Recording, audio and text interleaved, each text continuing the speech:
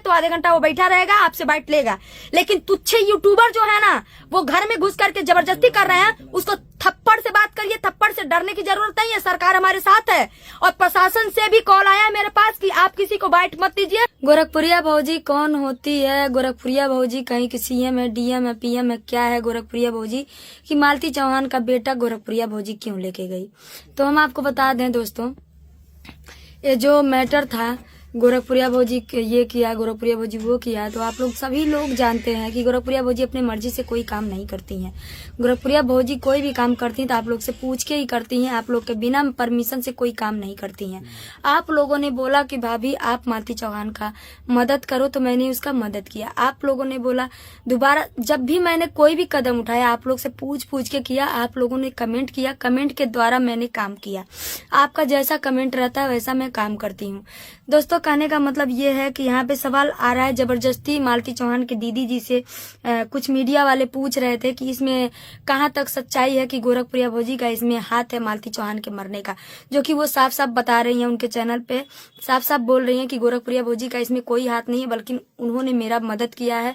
सवाल यहाँ पे दोस्तों ये भी खड़ा हो रहा है कि मालती चौहान जब मरी थी तो वहां पे गोरखपुरिया भौजी मृत जगह पर क्यों नहीं पहुंची? तो दोस्तों मैं आप लोगों को बता दूं, अपने घर से मैं 6 बजे से निकली और जाते जाते 10 बज गया। दोस्तों दूरी का रास्ता है और 8 से 9 बजते बजते वहां से लाश निकल चुकी थी। तो मुझे कॉल आया मौली थाने पर आप आइए, तो मैं मौली थाने पर डायरेक्ट गई।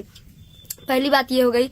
और दूसरी बात दोस्तों ये है कि सुनने में आ रहा है कि विष्णुराज के ऊपर एक ही धारा लगा है और वो जब गुनाह साबित हो जाएगा तब और धारा हो सकता है लगे। प्रशासन के ऊपर हमें पूरा विश्वास है। प्रशासन से मेरा एक ही निवेदन है कि प्रशासन और भी दोषी हैं उनको भी तलाश करे, उनको भी पूछताछ करे और जो भी विष्णुराज का कहते हैं उनका भी चीजें पब्लिक को बताए, कहा कि पब्लिक भी जानने के लिए मतलब परेशान है, कि पब्लिक भी जानना चाहती है कि आखिर मैटर क्या है क्या नहीं है।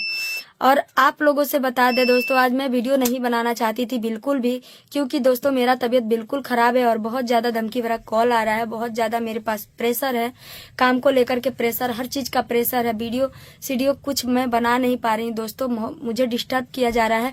और एक सबसे महत्वपूर्ण बात जो है बीना मानवी जी का, जो कि आप लोग देखे, मैं 2 वीडियो बीना मानवी के खिलाफ मैं बनाई थी, आप लोगों ने देखा था। तो दोस्तों मैं बता दूं कि उन्होंने अपनी गलती को एक्सेप्ट कर लिया है। उन्होंने मेरे पास कॉल किया था और बोला कि मुझे घटना की जानकारी पूरा नहीं था।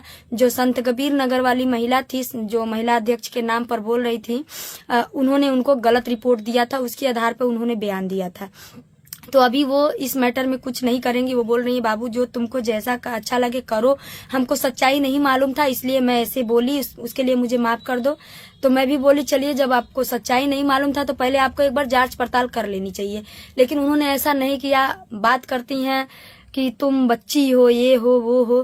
तो मैं कहती हूँ अगर आप नॉलेज वाली हैं, आप उम्रदार हैं, तो आपको तो सोचना चाहिए कि घटना की पूरी जानकारी आप पहले ले लेती, तब किसी आदमी के बारे में जज करती। पहले ही आप जज करना चालू कर दे रही हैं। और हाँ, कुछ मीडिया वाले हैं जो कि बहुत अच्छा नहीं, 1 मिनट, वहां पे मैं देखी एक महिला थी जो कि बीना मानवी जी से सवाल पूछ रही थी। वही महिला थी जो वहां पे मालती चौहान का जब अंतिम संस्कार हो रहा था तो वहां पे वो बोल रही है भाभी प्लीज भाभी 2 मिनट का बाइट दे दिए भाभी, प्लीज भाभी 2 मिनट का बाइट दे दीजिए। वही लड़की वहां पे बीना मानवी जी के वहां जा करके कहती 1-2 कौड़ी की यूट्यूबर। तो अगर मैं 2 कौड़ी की यूट्यूबर हूं तो क्या तुम 4 कौड़ी की यूट्यूबर हो? तुम्हारी औकात क्या है? तुम किसी को कौड़ी दिखाओ हैं?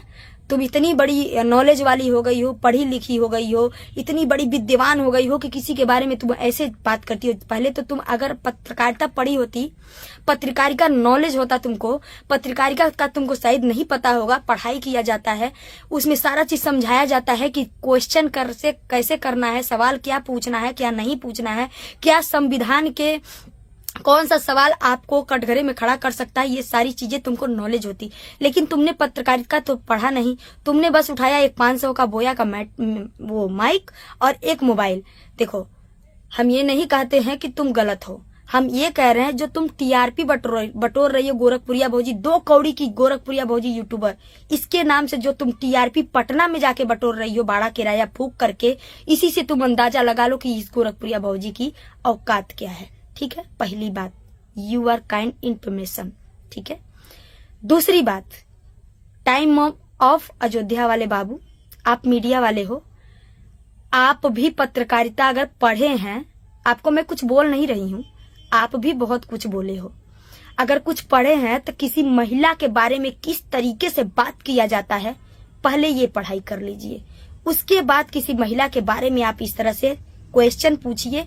और कहीं ना कहीं आप बोल रहे हो कि बहन माँ की मैंने वहां पे गाली दी, तो मैं आपको बता दूं, अच्छे से कान में तेल डाल करके जा करके वो वीडियो देख लीजिए कि वहां पे बहन माँ का मैंने कोई गाली नहीं दिया था। जबरदस्ती जब कोई मुझे उत्साहेगा, मेरे मुंह में माइक ठूसेगा, जबरदस्ती अनर्गल सवाल पूछेगा, जबकि वहां पे सवाल वो पूछने वाला नहीं था, वहां पे मालती चौहान का मैटर चल रहा था। आप अगर सवाल वहां पर तो कोई पूछने का सवाल ही नहीं होता है कि आप कोई भी कितने भी बड़ी मीडिया हो, वहां पे एक किसी का दाह संस्कार हो रहा, वहां पे इंटरव्यू लेने वाला टाइम नहीं था। पहली बात, इंफॉर्मेशन के लिए बता दूं। और दूसरी बात, अगर आप सवाल पूछ भी लिए तो आप वो सवाल पूछिए जो मुद्दा उस समय उभरा हुआ है, लेकिन आप वो नहीं पूछ रहे हैं। आपको 3 साल पहले वाली बात याद है कि मैंने अपने महादेव जी को क्यों भगाया था। पॉइंटेड नोटिस, पॉइंट को नोटिस करिएगा और फिर इस पे गौर करिएगा कि आप गलती कहाँ किए हैं। आप, मैं मानती हूँ आप ज्यादा पढ़े लिखे होंगे, ठीक है, मैं गवार हूँ, घास गढ़ने वाली, आपके सामने बोला गया ना, टाइम ऑफ अयोध्या वाले बाबू, आपके सामने बोला गया है कि मैं घास गढ़ने वाली हूँ, मैं बकरी चराने वाली हूँ, मैं जंगल से लकड़ियां चुनने वाली हूँ, चूल्हे पर खाना बनाने वाली हूँ। हाँ, मैं एक्सेप्ट करती हूँ, मैं चूल्हे पे खाना बनाती हूँ, मैं अपना जीवन यापन चूल्हे पर खाना बना के करती हूँ, एक मिट्टी से उठी हूँ, एक झोपड़ी में रह करके आगे बढ़ी हूँ, ठीक है। तुम्हारे तरह एसी में बैठ के मैं बात नहीं करती हूँ। ये देखो मेरा घर, देख लो, कभी आए नहीं हो मेरे घर, ठीक है। मेरे महादेव जी जब गायब हुए थे, मैंने तुमसे भी मदद मांगा था, तुमने मेरा इंटरव्यू फोन पे लिया था, याद है कि नहीं याद है? नहीं याद है तो मैं याद दिला दूं। मैंने हर उस व्यक्ति से मदद मांगा था जिससे मुझे लगा कि हाँ, ये व्यक्ति मेरा मदद कर सकता है। अगर किसी महिला का पति गायब हो जाता है उससे बिना बताए, तो वो महिला रोएगी नहीं, तड़पेगी नहीं, पुलिस के पास नहीं जाएगी, प्रशासन के पास नहीं जाएगी, तो क्या करेगी? आपके हिसाब से क्या लगता है कि वो क्या करेगी? चुपचाप बैठी रहेगी, इंतजार करेगी कि हाँ उसका पति फोन कब करेगा, जबकि उसके पति को गए हुए 1 हफ्ते हो गए हैं, कहीं कोई सुराग नहीं मिल रहा है। तो टाइम ऑफ अयोध्या वाले, मैं आपका बहुत रिस्पेक्ट करती हूँ, अब भी कर रही हूँ। उम्र में भी मेरे से छोटे। आप कह रहे हो कि वो गोरखपुरिया वाली भौजाई है तो मैं बहुत बिगड़ैला देवर हूँ। आप होगे बिगड़ैला देवर, लेकिन मेरे सामने ऐसे बिगड़ैले देवर चलते नहीं हैं, ठीक है। 1 मिनट में सीधा करती हूँ मैं, 1 मिनट नहीं लगता है सीधा करने में, ठीक है। तुम चिल्ला चिल्ला के बात करोगे, तुम सोच रहे हो कि तुम जीत जाओगे, एक महिला की आवाज दबा दोगे, ऐसा कभी नहीं होगा, पहली बात। और दूसरी बात यह है कि तुम लोग ही उत्साहते हो दूसरों को कि उसके बारे में कैसी वो वार्तालाप करे। पहली बात, तुम बोल रहे हो कि इसमें बार बार वीना मानवी जी के मुंह में माइक ठूस करके तुम बोल रहे हो कि गोरखपुरिया भौजी ये, गोरखपुरिया भौजी वो, गोरखपुरिया भौजी वो। हम कह रहे हैं तुम मेरे नाम से होते कौन हो? टीआरपी बटोरने वाले, बताओ। तो मेरे से आए बाइट लेने, मेरे से पूछने आए कि सच्चाई क्या है। विष्णु राज के घर गए तुम सच्चाई पूछने, विष्णु राज के ससुर जी से तुम गए सच्चाई पूछने, पटना में जाके वीना मानवी जी से पूछ रहे हो, जबकि उनको खुद बोल रही है कि मुझे इस बारे में कोई जानकारी नहीं थी, मुझे गलत रिपोर्ट दिया गया था। पहली बात, इस बात को एक्सेप्ट कर लेना, मैं गलत नहीं हूँ और गलत का साथ भी नहीं देती हूँ और गलत करती भी नहीं हूँ, ठीक है। साथ भी गलत है भाई, यानी कि तुम भी गलत हो। वीना मानवी जी तो गलत अपने आप को खुद साबित की है, बोली है कि शर्मिंदगी महसूस हो रही है मुझे, और सबूत चाहिए होगा ना। तो मैं इतनी गिरी हुई औरत नहीं हूँ कि बिना किसी के परमिशन से किसी का सबूत किसी को दूं, ठीक है। अगर सबूत चाहिए होगा तो आ जाना मेरे घर, मैं तुम 1 मिनट सबूत चाहिए होगा वीना मानवी जी का तो मेरे पास आ जाना, मैं दे दूंगी, ठीक है, पहली बात। और रह गई मालती चौहान के पिता की बात, वो आर्थिक स्थिति से, मानसिक स्थिति से, हर एक स्तर से कमजोर हैं। उनका मैं अगर मदद कर रही हूँ तो क्या इसमें मैं गुनाह की हूँ? तुम बताओ मुझे, मैं गुनाह की हूँ? मैं पूछती हूँ, तुम लाखों करोड़ों रुपए महीने का छापते हो, टीआरपी जाके यहाँ वहाँ उनका इंटरव्यू लेते हो। मैं पूछती हूँ, दम है तो 1 लाख रुपया दे के दिखाओ उनको, मालती चौहान के पापा को? तुम 1 लाख दो, मैं 1.5 लाख देता तुम 1 लाख दो, मैं 1.5 लाख देती हूँ। दोगे? नहीं दोगे, नहीं दोगे। तुमको बस बड़ी बड़ी बातें करनी आती हैं, लोगों के ऊपर कीचड़ उछालना आता है।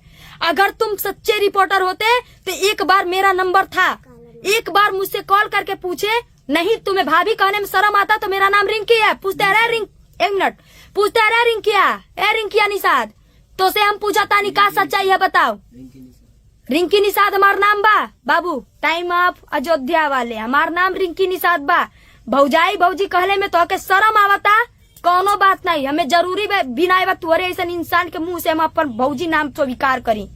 हमके स्वीकार खुद नहीं के, तू का भौजी कब हमके हो, ठीक बा। आज जौने लैंग्वेज से हमसे बात कर चाहिए ना, कर ली है, ठीक बा।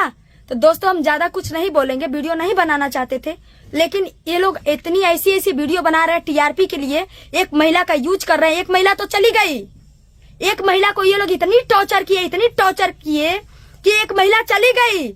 अब इनकी बारी है मुझे मारने की। ये सारे लोग षड्यंत्र रच रहे हैं कि गोरखपुरिया भौजी को मेंटली टॉर्चर किया जाए, हैरेसमेंट किया जाए, कि वो भी अपने आप को कुछ कर ले और इस दुनिया में अकेले ये लोग राज करें। तो ऐसा नहीं होगा, गोरखपुरिया भौजी इतनी कमजोर नहीं है कि अपने आप को कुछ करेगी, ठीक है, जब तक उसको खुद कोई कुछ करे ना। और दोस्तों आप लोग को बता दें, मालती चौहान के मायके में जाकर के जबरदस्ती मीडिया वाले घर में घुस कर रिपोर्टिंग कर रहे हैं। तो हम बता देते हैं, मेरे पास बार कॉल आ रहा है, अगर मालती चौहान के घर अगर हम चले गए ना, आज जो भी मीडिया वाले मिल गए ना, तो थप्पड़ से बात करेंगे, ये समझ लीजिएगा। पहले तो आप मालती की सिस्टर जो शांति है, आपसे बता दें, पहले आप आईडी मांगिए, एक आईडी प्रूफ मांगिए, आधार कार्ड मांगिए, आईडी मांगिए, ठीक है, और किसी पढ़े लिखे इंसान को दिखाइए कि क्या ये सच में मीडिया वाला है, तब उसको आप बाइट दीजिए। वो भी घर से बाहर, घर में घुसने का किसी का अधिकार नहीं है, पहले बता देते हैं। समय दीजिए उसको, बोल दीजिए आधे घंटे में हम बाइट देंगे, तो आधे घंटा वो बैठा रहेगा, आपसे बाइट लेगा। लेकिन तुच्छे यूट्यूबर जो है ना, वो घर में घुस करके जबरदस्ती कर रहे हैं, उसको थप्पड़ से बात करिए, थप्पड़ से डरने की जरूरत नहीं है, सरकार हमारे साथ है। और प्रशासन से भी कॉल आया है मेरे पास कि आप किसी को बाइट मत दीजिए, पहले उसका आधार कार्ड लीजिए, उसकी निजी आईडी लीजिए, उसकी पत्रकारिता का आईडी लीजिए, फिर उसको बाइट दीजिए, ठीक है। और तुमको लग रहा होगा कि हम प्रधानमंत्री बन रहे हैं, तो ये तुम गलत बोल रहे हो, ठीक है। प्रधानमंत्री भी चाय बेच करके प्रधानमंत्री बन गया, खेसारी लाल यादव भी लिट्टी चोखा बनाकर बेच करके, भैंस चरा करके इतने बड़े सिंगर और गवैया बन गए हैं, इतने बड़े एक्टर बन गए। तुम एक गांव वाली को समझे क्या हो, गांव का महत्व। तुम एसी में बैठने वाले, कुर्सी पे बैठने वाले, तुमको क्या पता होगा जमीन का स्तर क्या होता है। तुम मिट्टी में रहते तब ना तुमको पता चलता कि जमीन का मतलब क्या होता है। सुनो, तुम एसी में पैदा हुए होगे, तुम्हारी एसी तुमको मुबारक। हम झोपड़ी में पैदा हुए, देखो मेरा झोपड़ी, हम झोपड़ी में पैदा हुए हैं, इसी झोपड़ी में चले जाएंगे। हमको यही हमारा स्वर्ग लगता है, संविधान लगता है, यही हमारा सब कुछ है। इस पे आँच आती है तो हम अपना जान भी लुटा देते हैं, ठीक है।